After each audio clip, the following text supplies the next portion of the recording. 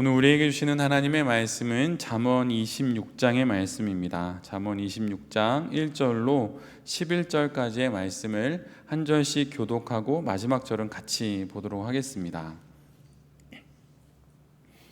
잠언 26장 1절로 11절까지의 말씀입니다. 제가 먼저 봅니다. 미련한 자에게는 영예가 적당하지 아니하니 마치 여름에 눈 오는 것과 추수 때에 비 오는 것 같으니라.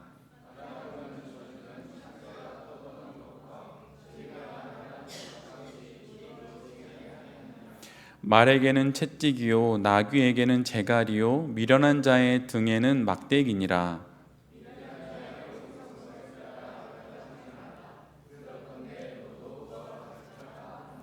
미련한 자에게는 그의 어리석음을 따라 대답하라. 두렵건대 그가 스스로 지혜롭게 여길까 하노라.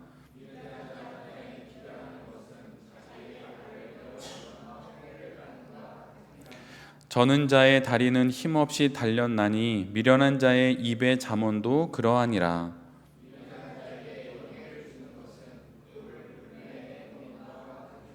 미련한 자의 입의 잠언은 술 취한 자가 손에 든 가시나무 같으니라.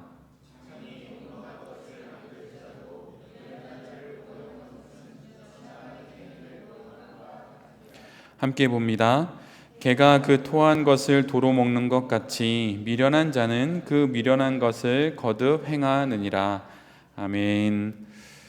오늘은 잠언 26장의 말씀을 갖고 미련을 멀리함으로 미래를 여는 사업, 미련을 멀리함으로 미래를 여는 사업, 이런 제목으로 함께 하나님 말씀을 나누도록 하겠습니다. 오늘 잠언은 1절부터 11절까지 내용을 읽다 보면 여러 내용이 있지만 사실은 한 가지 주제를 아주 중요하게 다룹니다. 그것은 미련한 사람에 관한 것입니다. 개역 개정에는 없지만 다른 번역본과 또 유진 피터슨이 번역한 메시지를 보면 오늘의 본문의 단락 앞에 다음과 같은 류의 표제어들이 붙어 있습니다. 그것은 바로 이런 것이에요. 미련한 사람이 되지 말아라. 미련한 자는 어리석은 짓을 되풀이한다. 이러한 제목으로 다음과 같은 내용들이 나열이 되는 것입니다. 그러면서 멀리해야 할 것으로 미련한 자를 언급하고 있는 것이죠. 여기서 말하는, 성경에서 말하는 미련함이란 우리가 소위 그냥 세상에서 말하는 어떤 지적인 능력의 부족이나 지식의 부족을 말하는 것은 결코 아닙니다. 성경이 말하는 어떤 도덕적이고 윤리적이고 어떤 성품과 정서적으로 보이는 어떤 가치들이 있는데, 그것들은 늘 언제나 우리가 유념해야 하는 건 하나님이라고 하는 가장 큰 가치 안에서 이해해야 한다는 것입니다. 만약 그렇지 않으면 잠언을 읽으면 잠언의 모든 말씀은 도덕이 되고 윤리가 되어버려요. 그러니까 부지런해야 된다. 아, 맞구나. 일찍 일어나서 일해야 된다. 그래, 그렇게 사는 거지. 이렇게 된다는 것이에요. 근데 성경이 말하는, 성경 속에 어떤 도덕적이고 윤리적인 가치처럼 보이는 것도 하나님이라는 가장 큰 가치 안에서 이해를 해야 합니다. 그렇지 않으면 어떤 목표를 향해서 모두 다 몰아붙이는 것을 위해 그 말씀이 사용이 되는 경우들이 종종 있어요. 그러나 사실 성경은 그런 목적으로 우리에게 주어진 것이 아닙니다. 그래서 그런 면으로 오늘의 미련함을 이해해야 하는데, 그럼 그 미련함은 어떤 미련함이냐 하면 예레미야 4장 22절의 말씀을 묵상하면 알 수 있습니다. 그 미련함은 이런 것이에요. 내 백성은 나를 알지 못하는 어리석은 자요 지각이 없는 미련한 자식이라. 악을 행하기에는 지각이 있으나 선을 행하기에는 무지하도다. 성도에게 있어서 죄란 물론 법적이고 도덕적인 죄를 용인하는 것은 결코 아닙니다. 근데 그것은 너무 하위적인 것이고, 그것보다는 더 크고 넓게 하나님과 바른 관계에 있지 않음을 성경은 죄라고 말합니다. 그래서 하나님과 바른 관계에 있지 않으면 당연히 그 하위 단계인 도덕적이고 윤리적인 죄도 범하게 된다는 것이에요. 이 연장선에서 성경이 말하는 윤리와 도덕을 이해해야 합니다. 이것이 윤리적인 가치에 대한 신앙인의 올바른 사고 방식이에요. 특별히 사업을 하다 보면 세상에서 말하는 자기 개발이든 어떤 뛰어난 사업가들의 이야기를 들으면서 그것을 기독교적인 가치로 무작정 받아들일 수도 있게 되는데, 자신의 판단에 따라서, 근데 그런 것은 아니어야 한다는 것이에요. 매우 조심하고 또 유념할 필요가 있습니다. 그래서 하나님과의 관계 안에서 오늘의 미련함을 생각해야 하는 것입니다. 어떤 지적인 부족이나 학력의 부족, 그것을 말하는 것이 아니라 하나님과 관계 없는 것, 하나님을 알지 못하는 것이 바로 미련함이라고 하는 것입니다. 그러한 이해 속에서 오늘의 본문을 나아가면, 오늘은 그런 미련한 자에게 면류관을 주지 않아야 한다고 말하고 있어요. 이 말이 혹시 그러면 신앙인들하고만 사업을 해야 한다? 그런 말은 아닙니다. 근데 중요한 건 하나님을 아는 지식이 있는 사람, 그 사람은 매우 지혜로운 사람이고, 하나님을 알지 못하는 사람은 미련한 사람이라고 성경이 말하고 있다는 큰 기준으로 갖고 오늘의 본문을 좀 바라볼 필요가 있다는 것이에요. 그런데 오늘 성경 우리에게 그렇게 이야기를 합니다. 미련한 자에게 면류관을 주지 말아라. 우리가 잘 알고 있는 마태복음에 나와 있는 말씀처럼 돼지 목에 진주를 주지 않아야 한다, 그런 말과 비슷한 것이죠. 그렇다면 사업에 있어서 진주 목걸이 같이 귀한 것, 그것은 무엇일까요? 사업에 있어서 거룩한 것, 그것이 있다면 그것은 무엇일까요? 그것은 하나님이 주신 권위입니다. 권위를 잘 사용하는 것이 사업가가 해야 할 매우 중요한 일이에요. 누구에게 권위를 위임하고 그 권위의 경계를 어디까지로 정해줄 것인지를 아는 것이 사업가의 실력입니다. 의도적으로 만들지 않는 한 지구상에서 공기가 없는 진공 상태는 없습니다. 이처럼 사업에서도 권위의 진공 상태는 없어요.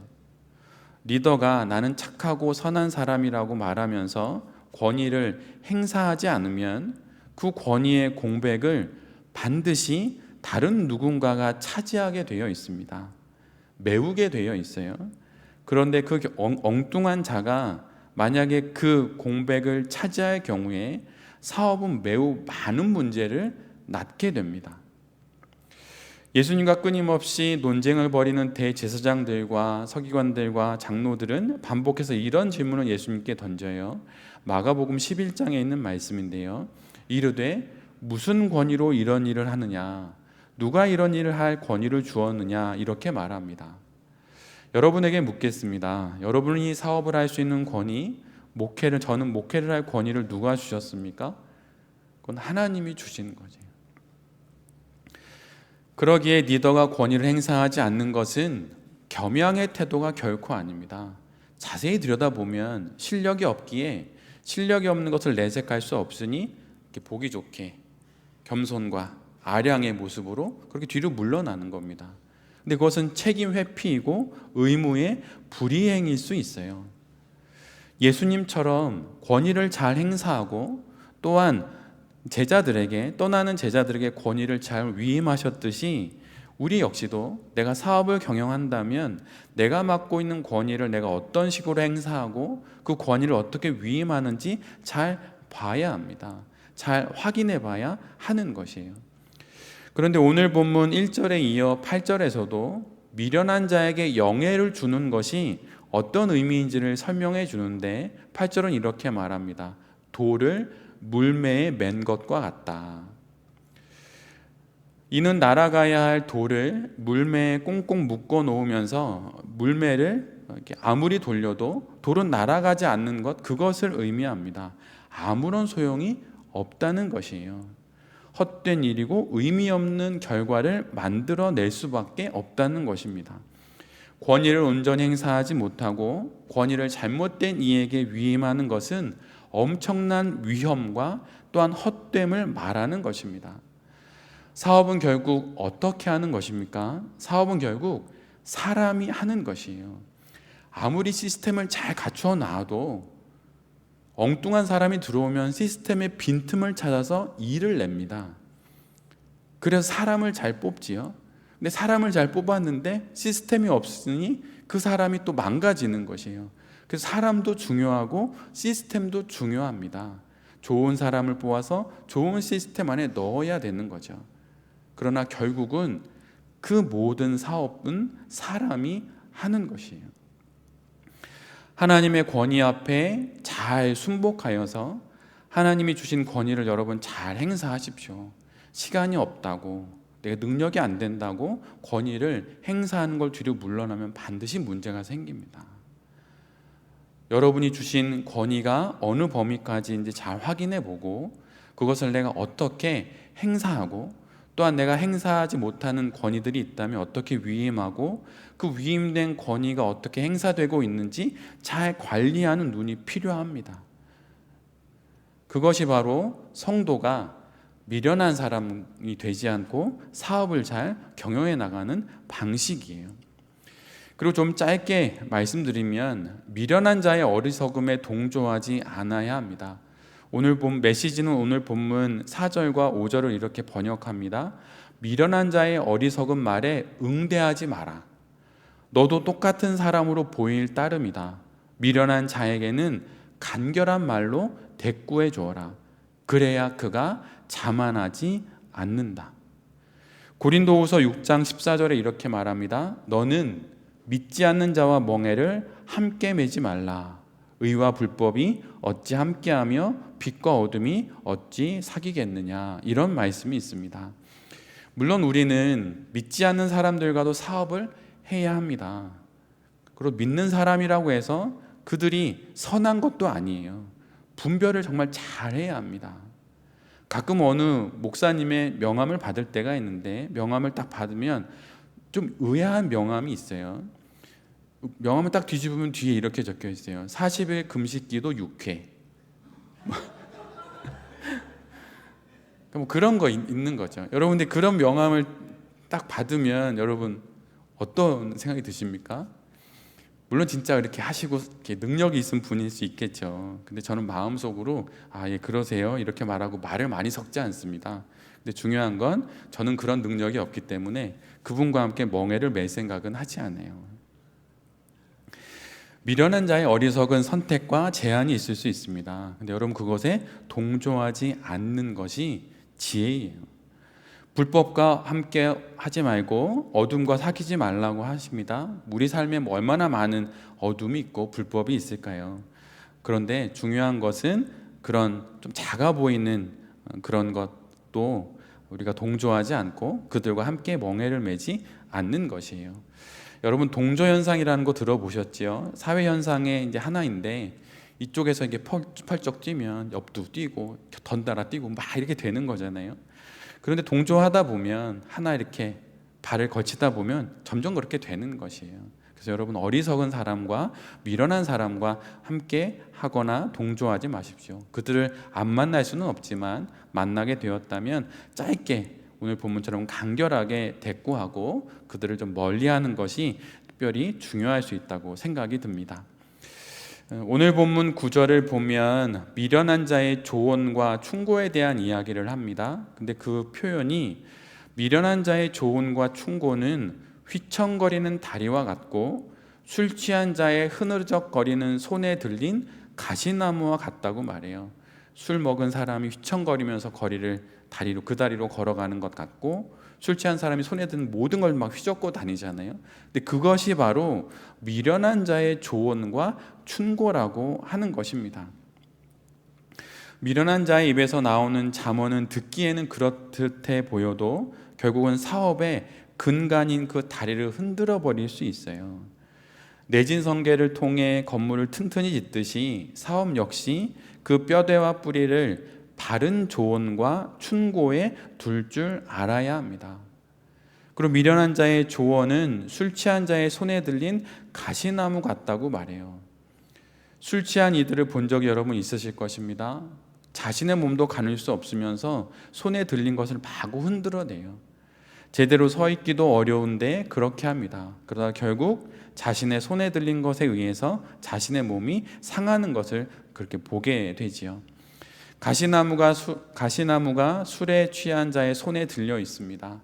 술 취해 휘청거리는 다리로 서서 흐느적거리는 손에 들린 가시나무로 주변 사람들을 상하게 할 수 있죠.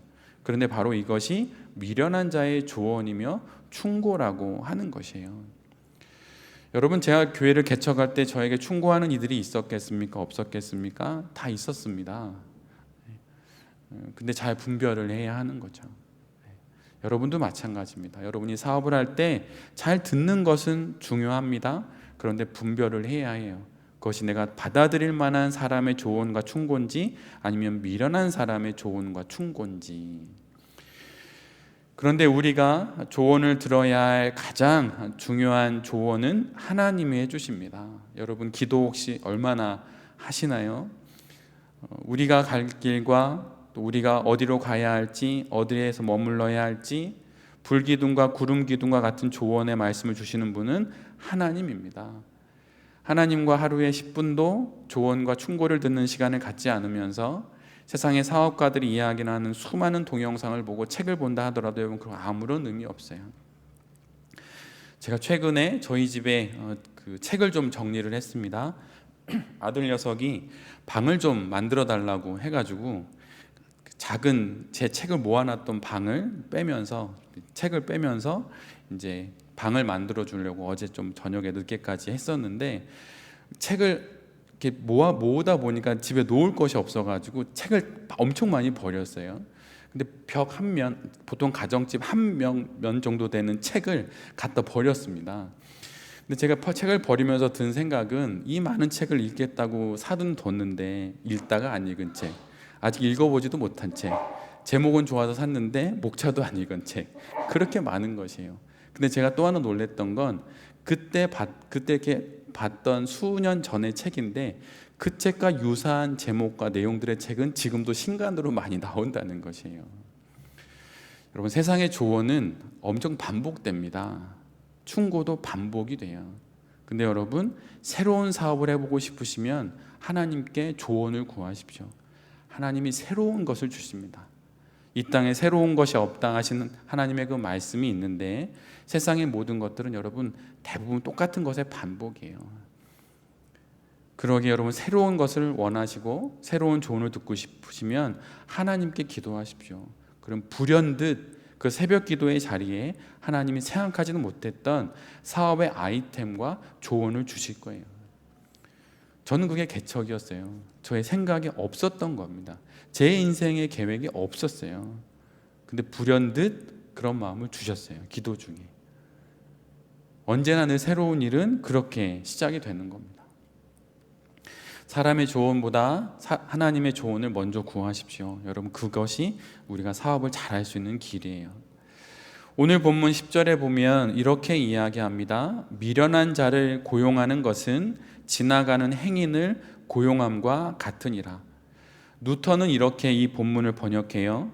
어리석은 자나 지나가는 자를 고용하는 자는 아무나 다치게 하는 궁수와 같다. 화살을 들고 있는 궁수는 표적을 향해 정확히 조준하여서 화살을 쏘아야 합니다. 그런데 미련한 자를 고용하는 것은 마치 이와 같다는 것이에요. 표적과 목표 없이 아무 곳이나 마구 화살을 쏘아 대는 것이죠. 그러다 결국 사람을 다치게 합니다. 그러다 결국 사업을 망하게 하는 것이에요. 여러분은 함께 일할 사람을 어떻게 선택하십니까? 무엇을 보십니까? 물론 신앙도 봐야 합니다. 그리고 그의 실력도 잘 봐야 하고 인품도 잘 봐야 하죠. 그런데 다른 사람을 가장 잘 볼 수 있는 사람의 특징 중에 하나는 자신을 늘 잘 돌아본다는 것이에요. 자신을 잘 돌아볼 때 나의 부족이 무엇인지 알아서 그 부족을 채워줄 만한 능력과 실력이 있고 인품이 있는 사람을 알아본다는 것이에요. 나를 볼 수 없는데 좋은 사람이라고 갖다 쓰면 나중에 그 능력 있는 사람이 내 사업을 가져갈 수도 있는 것입니다. 교회에서도 그런 일이 있어요. 제가 최근에 읽었던 어떤 책에는 미국이었는데 히스패닉과 백인들이 모여서 함께하는 교회였는데, 교회가 성장했더니 히스패닉 목사님이 200명을 데리고 절반을 데리고 교회를 떠났어요.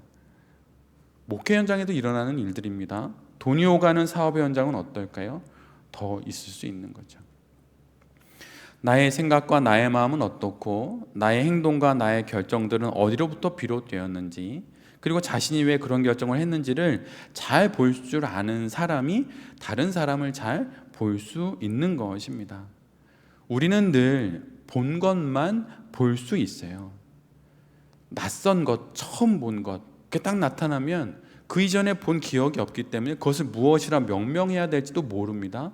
그래서 그냥 저거는 뭐지 이렇게 되는 거죠. 그래서 우리는 늘 내가 본 것만 봅니다. 내 안에서 발견한 것을 통해 다른 사람을 보고 하나님 안에서 본 것을 통해 세상을 봅니다. 본 것과 보지 않는 것에는 이토록 많은 차이가 있는 것이에요. 다른 사람의 신앙과 성품, 실력과 마음을 살피기 이전에 자신의 이런 것들을 먼저 보는 사람이 결국은 미련한 자를 고용하지 않는 사람이 되는 것입니다. 사업하는 나의 가장 가까운 사람인 내 자신을 잘 살필 때 결국은 나와 함께 일할 사람을 잘 구별할 수 있는 것이에요. 이런 자신에 대한 살핌과 함께 일할 사람에 대한 분별 속에서 사업은 더욱 온전해지는 것입니다. 나아가 분별했다면, 또 구별했다면 다룰 줄도 아는 것이죠. 요런 사람이구나. 그러니까 요렇게 다루고 어떻게 대응하고 이끌고 관계를 맺고 하는지 그거를 배울 수 있다는 것입니다. 사업이란 앞에서 말씀드린 것처럼 결국 사람과 함께하는 업이기 때문이에요. 이렇게 사람들을 잘 분별하고 나를 잘 돌아보면서 사업을 선택한다면 좋은 팀을 구성할 수 있을 것이고, 그렇다면 사업은 더욱 온전히 세워질 것입니다. 가끔 사업에서 실패하는 분들, 목회에서 실패하시는 분들 중에 이야기를 듣다 보면 발견하는 게 있는데 이런 것이에요. 나하고 스타일이 완전히 다른 누군가를 고용을 해서 그와 함께 일을 하는 것입니다. 근데 여러분, 그게 되게 내가 품이 넓은 사람이어서 그를 고용한다고 생각하는데 나중에 그 사람한테 치이는 경우가 훨씬 많습니다. 저는 목회를 할 때 저랑 함께 했던 팔로워들에게 늘 이야기했어요. 스타일이 다른 건 인정한다. 그러나 스피릿이 다르면 그것은 용납할 수 없다. 근데 여러분, 여기서 큰 하나의 문제가 있는데, 스피릿이 같잖아요. 그러면 스타일이 어느 정도 비슷합니다. 완전히 다른 스타일로 같은 스피릿을 갖는 건 저는 아직 못 봤어요. 그래서 여러분, 늘 언제나 나와 다른 사람을 넓은 품이 필요하기는 하지만 내가 품어낼 수 없는 스타일이 있다는 건 나랑 스피릿이 다를 수도 있다는 것이에요. 그걸 잘 분별해야 합니다. 그래서 목회의 과정에서도 내가 되게 차분하고 온화한 성격이라 뜨거운 다음 목사님으로 되게 뜨거운 분을 데려올 경우에 그 교회가 망가지는 경우들이 종종 있어요. 그러니까 여러분, 그걸 잘 분별해야 하는 것이에요. 그러려면 당연히 내가 어떤 사람인지를 알아야겠죠. 내가 어떤 성향과 성품의 리더인지를 잘 봐야 할 것입니다. 나는 어떤 스피릿이고 어떤 스타일인지. 그리고 리더에게 있어야 하는 건, 내가 스피릿의 뿌리를 깊게 내렸다면 나는 성향적으로 좀 이렇게 내향적인 사람이고, 아니면 또 외향적인 사람이라면 반대적인 성향의 카드를 가지려고 부단히 애를 써야 해요. 그래서 때로는 팔로워들을 동생, 형처럼 아니면 누나처럼 이끌어주는 그런 것도 필요하고, 때로는 친구처럼 턱 놓고 이야기할 수 있는 것도 필요하고, 때로는 아버지처럼 품는 것도 필요합니다. 이런 다양한 카드를 가지고 있어야 다양한 스타일의 사람들을 이렇게 대응하면서 사업을 끌어갈 수 있는 것이에요. 목회도 마찬가지입니다. 저도 목회자로서 다양한 성도님들을 만나는데 성도님들은 정말 다양하세요. 때로는 저의 이야기를 듣고 싶어서 제가 많은 이야기를 해야 되는 경우도 있지만, 때로는 몇 시간 동안 가만히 얘기를 들어야 하는 경우도 있어요. 근데 제 성향이 말을 많이 하는 걸 좋아하지 않는다고 얘기를 듣고 싶어하는 성도님 앞에서 가만히 입 다물고 가만히 있는 건 제가 미련한 것입니다. 그래서 그의 필요와 그의 상황에 따라서 나의 스탠스를 바꿔가면서, 스피릿은 유지하지만 스탠스를 바꿔가면서 그의 스타일에 맞게 대응해 줄 때 그가 목회자인 저의 품 안에서 목양을 받는 것이고 사업가는 그 안에서 이제 사업을 해나가는 것이죠. 그래서 여러분이 가지고 있는 스피릿은 뭐고 나의 주도적인 성향의 스타일은 뭐고 보완되어야 하는 스타일은 뭔지 잘 확인해 봐야 합니다. 그리고 신앙의 길을 온전히 걸어가는 성도는 늘 언제나 대부분 그 스타일의 보완이 일어나요. 다 일어납니다. 사울이 바울이 되었듯이 불같은 모세가 온유한 모세가 되었듯이 반드시 성향적인 보완이 일어납니다. 여러분이 그렇게 되고 있는지 한번 잘 살펴보세요. 만약 그게 안 되고 있다면 여러분 그 보완하셔야 하는 겁니다. 그래야 내가 가지고 있는 카드의 수만큼 더 많은 팔로워들을 내가 케어하고 돌볼 수 있어요. 그러면서 사업이 커지는 거거든요. 그리고 난 뒤로 물러나고 이제 그렇게 되는 거라고 저는 생각을 합니다. 목회를 두고도 저도 그런 생각을 많이 하니까요. 오늘 본문의 마지막은 11절은 미련한 자의 반복을 말합니다. 미련한 자의 숨길 수 없는 생활 방식을 말해요. 잠언 27장 22절에 이런 말씀이 있어요. 미련한 자를 곡물과 함께 절구에 넣고 공의로 찌을지라도 그의 미련은 벗겨지지 아니하느니라. 절구에 넣고 공의로 엄청 찌으면 껍데기가 대부분 벗겨져야 하지 않습니까? 그래도 안 벗겨지는 게 미련한 자의 미련함이라고 하는 것이에요. 한번 몸에 밴 미련함과 일에 대한 잘못된 습관은 좀처럼 바뀌지 않습니다. 그래서 반복되어지는 것이에요. 그래서 이력서를 보는 거죠. 그가 걸어온 그 길을 묻고 확인하고 얘기 나누는 것이에요. 반복되는 경우와 상황들을 그걸 통해서 어느 정도는 다는 아니지만 보게 되는 것이죠. 짧게 봐선 모르지만 길게 보면 보이기 때문입니다. 그 반복하는 것이 곧 그 자신이고 그 사람이에요. 걸어온 길을 보면 걸어갈 길이 어느 정도는 보입니다. 지나온 길을 그래서 무시할 수 없는 이유예요. 시간을 두고 이야기를 나누고 관계를 맺으며 함께 일할 사람을 여러분 차분히 살피십시오. 친분으로 결코 고용하지 마세요. 여러분 그건 안 됩니다. 친분 아니에요. 그것이 아니라 오래 봤는데 함께 할 만하다. 그리고 그 스타일을 내가 매니징할 수 있겠다. 그러면 그를 함께 고용해서 일하는 것입니다. 왜냐하면 반복되기 때문이에요. 여러분 목회자도 진짜 안 바뀝니다. 제가 젊어서 봤던 목회자 은퇴도 하시고 그런 분들이 계실 거 아니에요. 먼 거리든 가까이 거리든 여러분 안 바뀝니다. 제가 봤던 유일한 분 딱 한 분 바뀌는 분 딱 한 분 봤어요. 젊었을 때는 거의 불이었는데 나이 드시더니 이제 물이 되셨어요. 깜짝 놀랐습니다. 저는 그분 설교 중에 막 욕하고 그러셨거든요. 막 이 새끼 저 새끼 막 욕하셨는데 나이가 드시는 게 물이 되셨어요. 그분이 품지 못할 분이 없겠다 싶을 정도로 물이 되셨더라고요. 근데 저는 그분을 제외하고 제가 목회 경력이 워낙 짧으니까 다 못 보지만 그분을 제외하고 나머지 분은 30대 40대 그 모습으로 70대에 은퇴하시더라고요. 그게 일관된 것일까요? 저는 그렇게 생각하지는 않아요. 일관된 게 아니라 좀 더 가야 할 여정이 남아 계신 건 아니었을까 이런 생각을 하기는 합니다. 근데 여러분 목회자가 그렇게 안 바뀔 정도로 사람이 안 바뀐다는 거예요. 그래서 미련한 자를 고용하거나 만나지 않아야 하는 것입니다. 그리고 여러분 그 무엇보다 중요한 것은 내가 미련한 자가 되지 않는 것이에요. 하나님과 더욱 깊어지는 관계를 통해서 미련함을 멀리 하십시오. 정말 미련함을 멀리 하십시오. 날마다 지혜가 쌓여서 그렇게 사업을 경영해 나갈 수 있도록 미련함을 멀리 하십시오. 그렇게 사업을 해 나가신다면 분명 여러분을 통해 하나님께서 분명 이 땅에서 보기를 원하는 기독 사업을 하나님께서 분명히 펼쳐 나가실 것입니다.